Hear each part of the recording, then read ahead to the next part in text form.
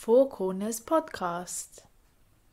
Hello and welcome everybody to the next episode of the Four Corners podcast with your host Klisman Murati. And on this episode we have a very interesting guest and a topic which we'll be discussing today, which I've been dying to sit down with this guest for. And today's guest is Benedikt Franke, the CEO of the Munich Security Conference. And we're here today to talk all things geopolitics and how that interplays and interrelates with the world of investing.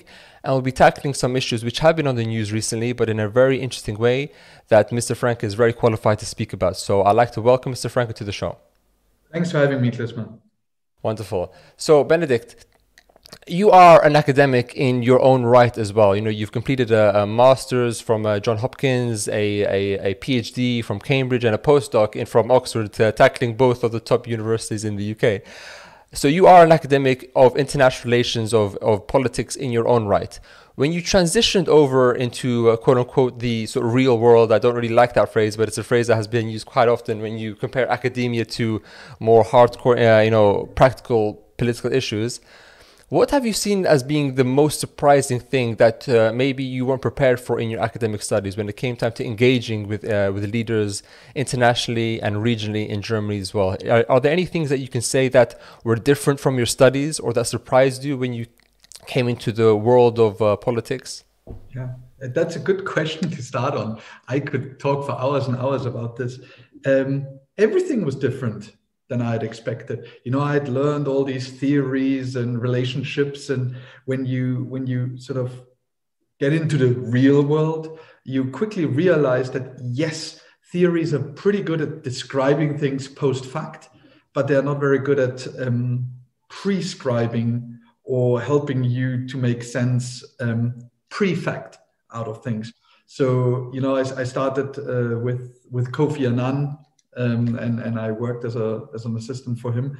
And obviously that was a great place to start, to see all the intricacies of international relations and politics. And the sort of the one key takeaway that I quickly learned was that it's personal interests that motivate people to do the right, but also the wrong things. And when I then, left the Kofi universe, so to say, and joined the CSU, which is the ruling party in Bavaria, and I worked on the election campaign for the federal, the state, and the local elections in 2011, 2012, and 2013. I realized that even harder that politics is emotional, politics is personal, and everything else flows from the bottom to the top and not the other way around. And German foreign policy sometimes can be explained by looking at some, communal conflicts in southern Bavaria and the way that politicians need to deal with that. And that really took a long time to digest. And I'm not entirely sure that I have fully digested it. But yeah, all politics is local and all politics is personal is, I think, something that's as true today as it was in ancient Greece. I can imagine so, because even from my experience, although I didn't go through the steep academic training as you have, I finished with a master's, was my latest degree at UCL in London. And I've noticed that even when the civil servants came in to talk about potential careers into the future, I was very interested to see what kind of academic theories and academics do they rely on for their knowledge of how to behave in the sort of realist world of international relations. And I was surprised to hear that they don't really use a lot of theory when it comes time to decisions, mostly based on practice and based on past history of how nations have interacted with each other, and they use that as a basis for moving forward. So in your role as CEO of the Munich Security Conference, and actually being such a hub for leaders to come and discuss interesting issues, what do you think are the things that worry them the most or keep them up at night when it comes time to dealing with these very complex and long-term issues of international relations? Because naturally, each leader has their own point of view on the world, and each election cycle determines what position a nation takes depending on what leader is in charge. And even if they keep the same position over the 5 years or so that they're there, are there any themes that you believe are more important than we realize to these leaders when it comes time to dealing with this complex world that we live in today? Yeah, it's almost like an advertising block for us. because in fact, we do have two formats. One is called What Keeps You Up at Night, and one is called Nightmare Pictures. What's your worst nightmare? And sort of, what makes you stay up at night? And, we get the heads of international organizations or the directors of national intelligence agencies or leading politicians to share their worries and nightmares with us. And I think they can be clustered. There are short-term worries. I mean, obviously, the pandemic keeps a lot of our leaders up at night these days. There are long-term worries that are more abstract: climate change, the change of the economic system, world trade, things that are sort of, yes, we all know they're a problem, but they're a little more abstract, and every leader, him or herself, doesn't feel in control and feels like a pawn in a big chess game. And then there are the problems in between, the more specific problems where leaders have a feeling of being in control, at least partly. And those are the most interesting ones. And obviously, the terrorism keeps up some of the intelligence guys. But what I found recently when we do these things is it's technology. It's the enormous speed of innovation juxtaposed with the very slow development of bureaucratic structures and political decision-making processes and problems like 5G. There are a lot of leaders that I think are deeply worried that with 6G, 7G, and 8G, we will run into very similar problems as we did with 5G, because as technology and technological change accelerates, our systems aren't keeping up. And so they're worried that they will run into similar problems with quantum computing, with semiconductors and things that we've talked about in the past, and that they personally could have done more to adjust the system to deal with these things. And we at the Munich Security Conference, we've just set up a security innovation board, which, by the way, will have its inaugural meeting today, Friday, the 23rd. And we are convinced that even though there are a million boards out there already, there is a space for clever people to come together and look at the next gray rhinos out there. I know that you've done a podcast on black swans, and black swans are obviously a super exciting concept.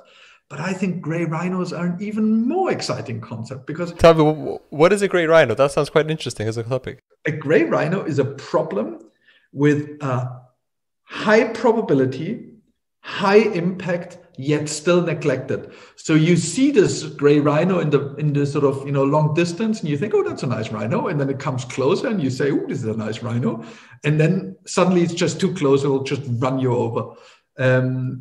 Gray rhinos. There are lots of gray rhinos out there. A pandemic is a classical gray rhino. We have known for years and years, in fact, for centuries, that pandemics come and go, and that there's a real risk that at some stage in our globalized world, a pandemic will arrive that we're not fully prepared to deal with. And having had this knowledge and having seen things like Ebola in the recent past, this is not the Spanish flu 100 years ago. This is Ebola 5 years ago, or SARS, or all the other things that we've seen. We still were hopefully unprepared, and hence, I think it's not a black swan. It didn't come out of nothing. It wasn't not expected.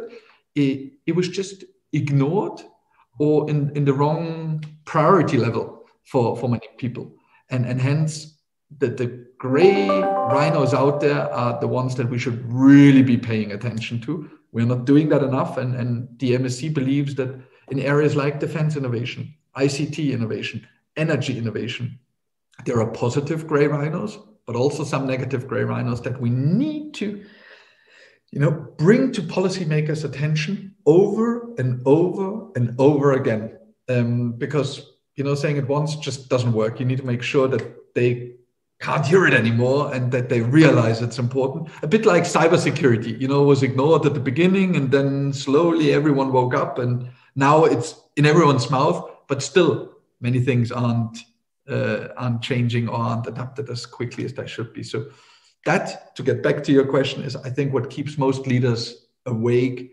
namely this inability to keep pace with developments, both in the technological world and then obviously in the real world as well. Yeah.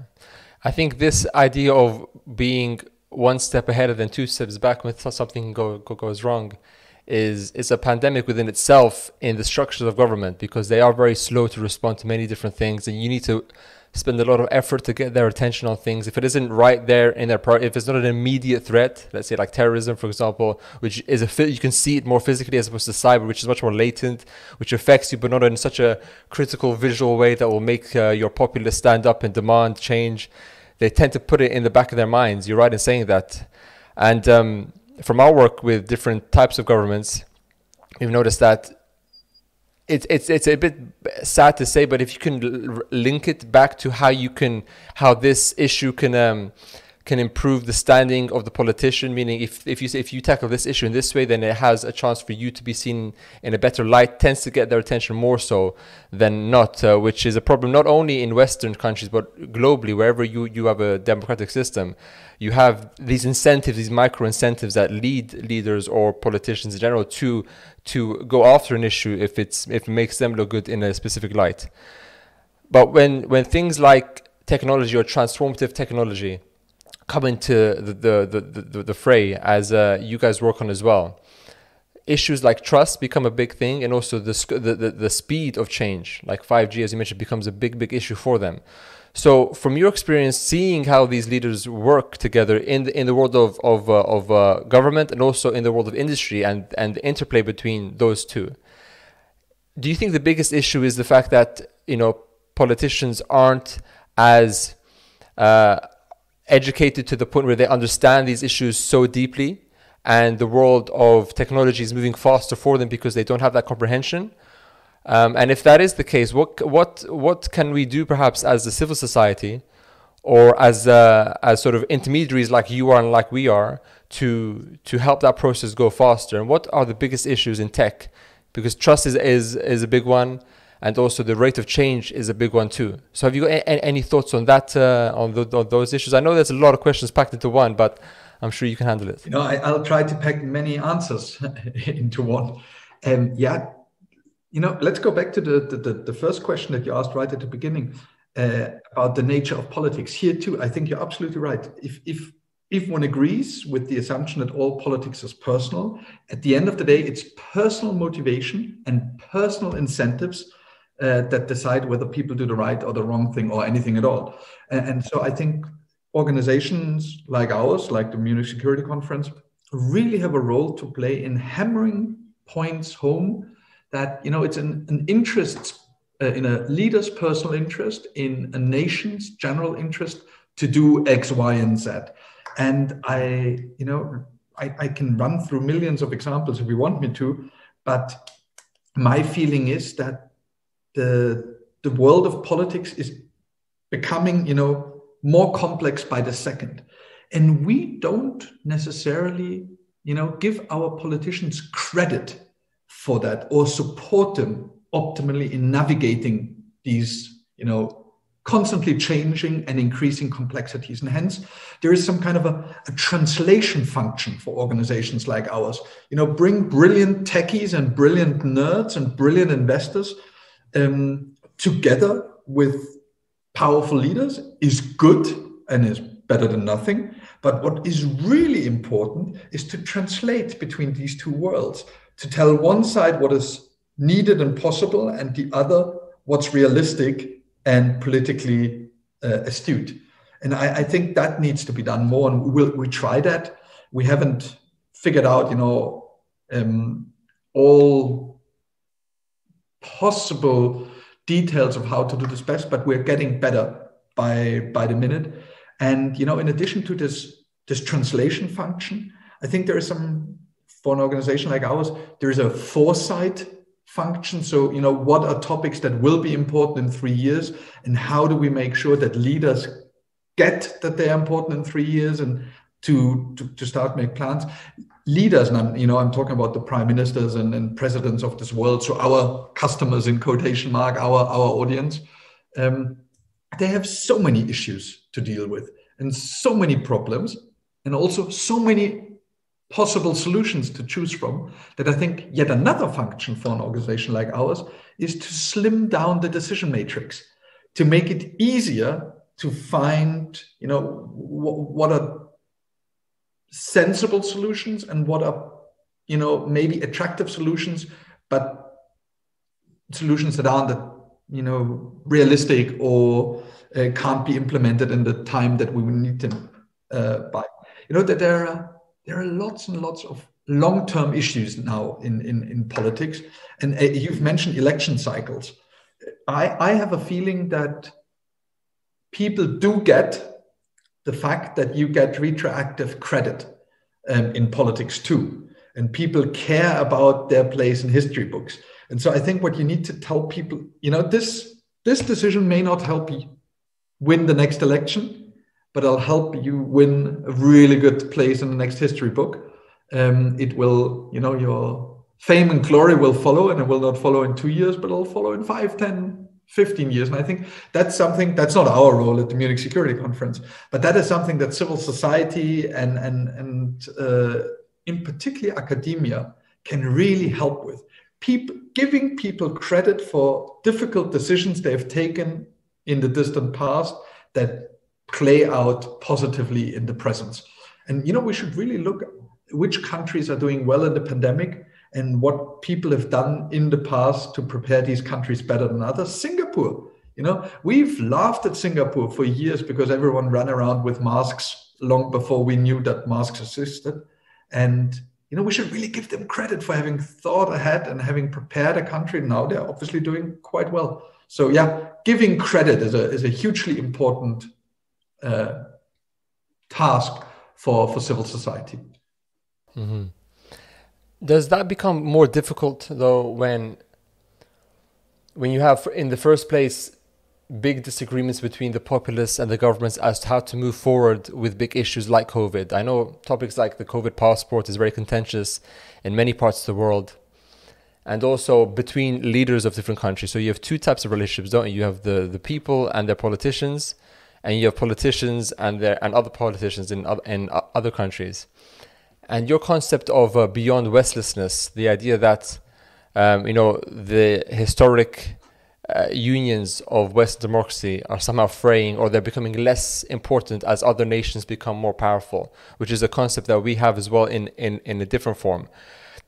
Does this sense of cooperation become more difficult, especially with an organization like the MSC, when you have historical powers being quite close together, and for many different reasons, their opinion on different international matters becomes frayed and non-unified, and then bringing them together at the negotiating table becomes even more important because they are still very important leaders. I use the example of the World Trade Organization.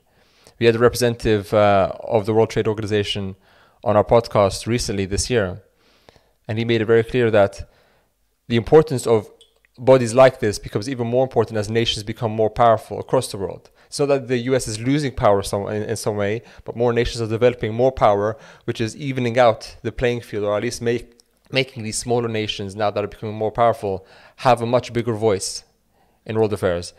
How does this sense of geopolitical turmoil play out, in your opinion, over the next 15, 20 years? And it's difficult to give predictions, I'm sure, but are there any themes that you see will continue to develop as time passes?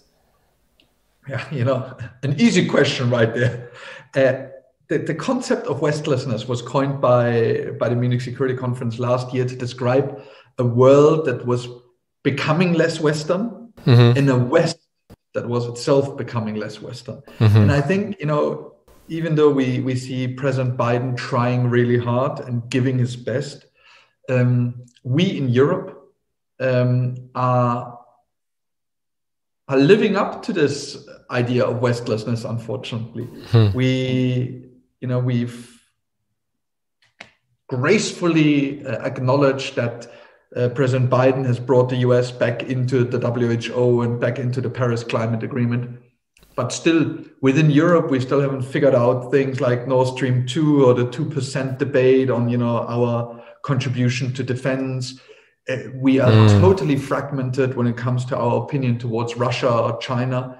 We aren't the ally to the United States that we should and that we could be. And I think that brings a lot of problems with it. And the question now is, I think we're at a fork in the road in a way. The next 15 years will play out totally different. If we as Europe, as one half of the West or the transatlantic alliance, don't get our act together and formulate clear positions on China, Russia, and some key themes, beginning with migration and climate change, health security. There's so many out there. That's one side. If we get our act together, I think the next 10 to 15 years will become a success story for the West, where we make multilateralism fit for purpose again, where we, stamp our values on global development, which I think is the right thing to do, or we go down the other fork, the other road. And that is one where we remain fragmented as Europe, where we will see even less supranational benefits for people and more a return to the nation state. I mean, we've seen it, with Brexit and vaccinations. For Europeans and pro-Europeans, Europhiles like me, this is a drama. In a way, the Brits, whom I love dearly, feel vindicated in having left the European Union because the European Union has messed it up. Brits have left it to the nation state. They gained back control. And yes, they are world champions in vaccinations. Whereas the Europeans tried to be fair and nice to each other and sort of balanced and good. And they've really, really, really been punched in the nose, and they've lost in the race to herd immunization to the UK. And I think if we see more of that, people on the street becoming convinced that the European project is doomed because it can't deliver clear benefits to everyone. And if Europe remains bad at communicating its enormous benefits to everyone, and if we can't get our act together on foreign and security policy issues and on our stand towards Russia and China, I think we're in big trouble down the road. And I think that is really something that investors need to understand, that there is no guarantee that things will become better in the next couple of years. Yes, Joe Biden was a great start into the year.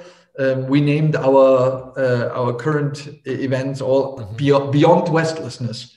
Are we gaining back ground as the West? And will we find a concept that maybe works better than the West, because there's this geographic connotation that's difficult to describe this group of countries that really wants to, ensure that the world becomes more liberal, becomes freer, becomes more prosperous,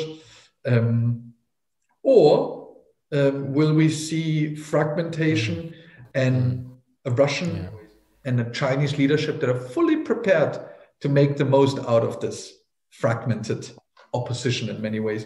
And if I were an investor, I would really try to understand, the choices ahead, and don't ignore geopolitics. And I know that a lot of investors have realized the importance of geopolitics for their business.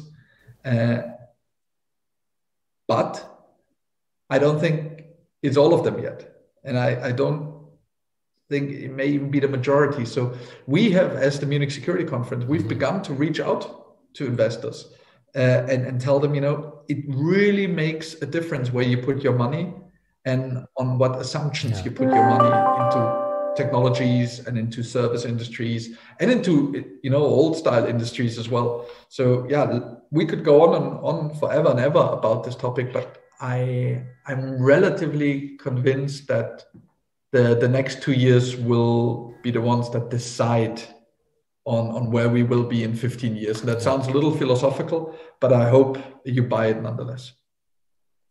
Yeah, well, hopefully we'll have a chance to speak in 15 years' time, and I'll play this podcast back to you to see how correct you were. But I think you're right in saying that investors, and especially from our experience, investors really, they have an awareness of geopolitics because it's in their faces a lot of the time when they read the newspapers.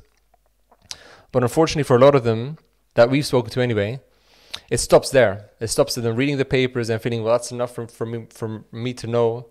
And they can make decisions off the back of just reading an article or two, which is really ill-prepared, because you wouldn't do the same thing if you were in any other industry. You couldn't really say, when it comes time to investing in a company, oh, I read an article, therefore I'm going to invest. Why would you do the same thing with such latent importance? Or as like a gray rhino, as you mentioned, like a decision that a government makes could have a big impact on your portfolio. Why would you rely on a few articles here and there, or on TV news stories? Although I do appear on TV quite often, I wouldn't say rely on just a 3-minute segment to make your decision at all, because that's not the smart way to go about it.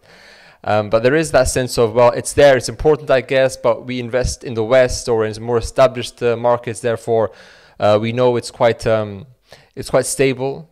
But as you're right in mentioning, Europe is going through, I think, an identity crisis where you have the Western nations, i.e., the founders of the modern day European Union, having one set of perspectives on these big issues, and the former Eastern Bloc nations or nations within the Balkans who now want to also come into the EU, having a whole different set of perspectives.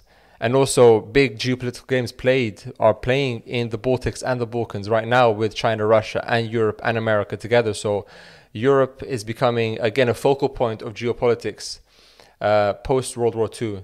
Again, we're going through a different cycle of that. I think that one of the last questions I think I'd like to ask you is, what kinds of things frustrate you the most when you do speak to your audience? And what do you hope they would be able to grasp better than what they have now? Because naturally, being in Germany, being in the heart of Europe, I guess, it's very important for Germany as well to have a stable Europe. Because no one wants an unstable Europe, because that can mean a whole host of unintended and intended consequences of that. From your experience, are your worries still the same as they were maybe even 10 years ago, or have they changed in their scope or in their importance as time has passed? What frustrates me the most is when hierarchy comes into the game. When a prime minister doesn't want to talk to a minister because he's a prime minister. And I've unfortunately had to witness that several times, even within Europe. And, people insisting on roles and job profiles and hierarchies, rather than on the issue at hand and graspable solutions. There are so many great leaders and so many great politicians out there. And I'll make my point again. I think we underestimate what is needed in politics these days, and how lucky we are to have some of these people there. However, I meet a lot of bad leaders too. And what really frustrates me is how they got into that position in the first place, and how they keep themselves and their cronies in these positions, even though you realize after a second that what they do is not the best for their organization or their country.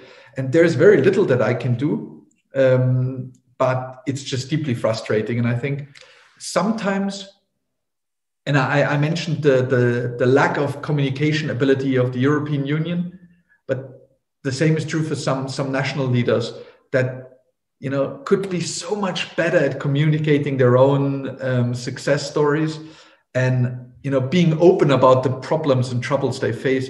If I've realized anything in the last couple of years, is that if you admit that there are challenges, if you admit that there are issues, and if you don't pretend that everything is great and working out just fine and as you had always planned it, populations understand and populations appreciate, and people want to be helpful. And so, leaders pretending it's all great and not making the most out of the brilliance around them to solve a problem is what frustrates me most. And I think that has been pretty consistent, a consistent frustration over the last 10 years. And I'm afraid it will be a pretty consistent frustration in the next years to come.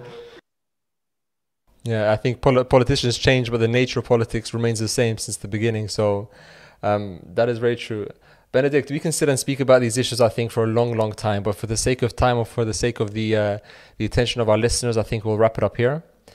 If anyone wants to get into contact with you, Benedikt, be they an investor, be they a potential sponsor, be they just a concerned citizen who wants to learn more about what you're doing at the MSc, what's the best way for them to get into contact with you or your team? Would it be Twitter, LinkedIn, the website? What kinds of channels have they got to get into contact with you directly? All of the above.